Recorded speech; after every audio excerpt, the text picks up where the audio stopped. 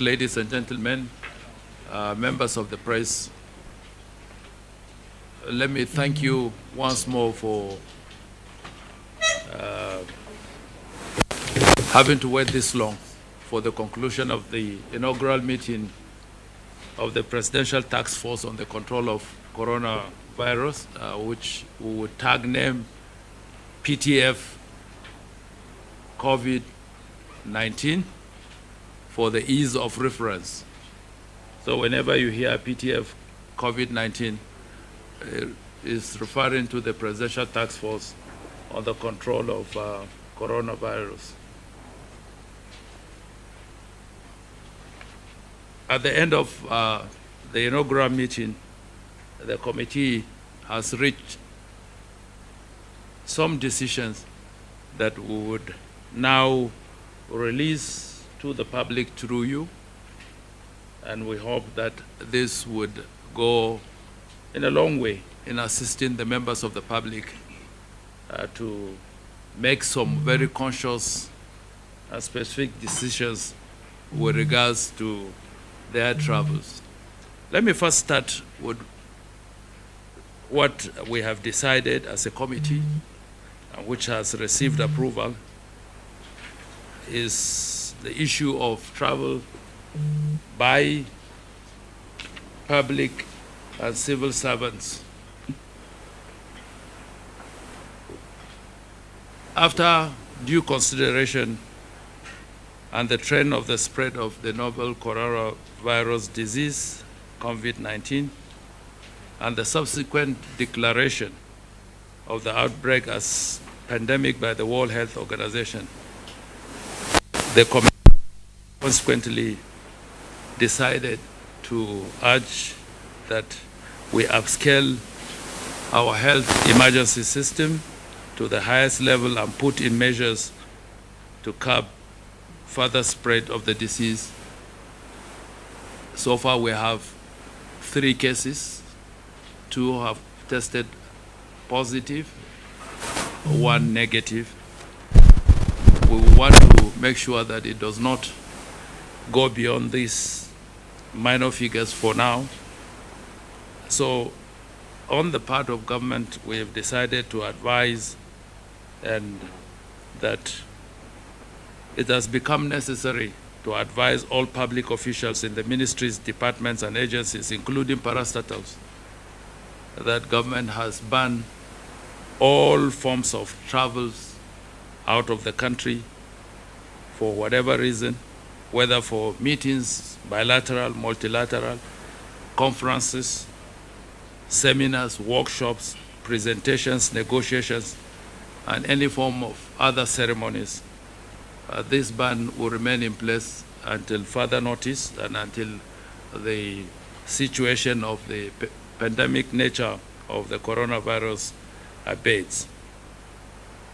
By this notice, any prior approval to travel abroad on official assignment during this period is accordingly rescinded. With regards to the general public, we want to advise strongly the citizens in their own interests should cancel or postpone all non-essential travel abroad, including business and vacation trips.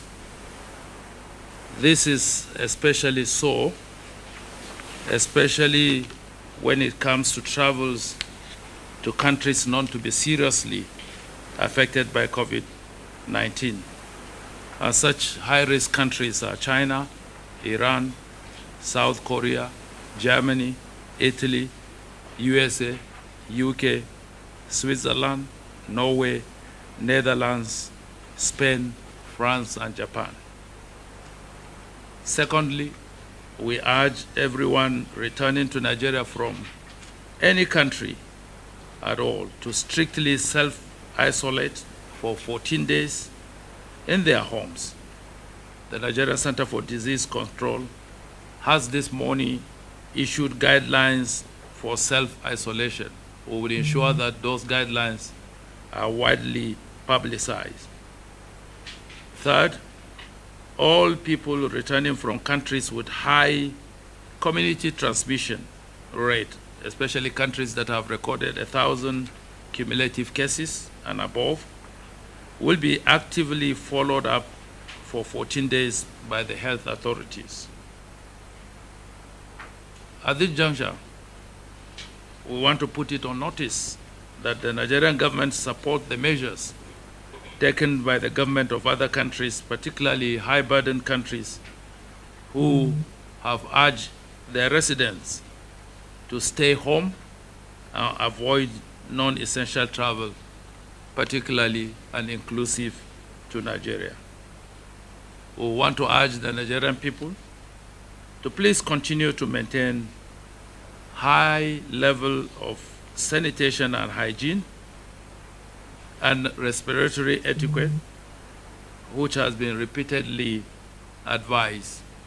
In the last 1 month or thereabout, the Minister of Health with his team, the Director of the Center for Disease Control, and the Minister of State for Health have been on the news media speaking about the need for cleanliness, hygiene, the washing of hands, the manner and method of how we would sneeze and cough. We would want to urge that we take these things seriously. Maintaining social distance and avoiding crowded areas should begin to become our lifestyle. We will continue to look at emerging scenarios, and on a continuous basis, you will receive further briefings. But for now, we believe strongly that this particular pandemic is the most important public health emergency of our generation, and we must treat it with every seriousness that it deserves.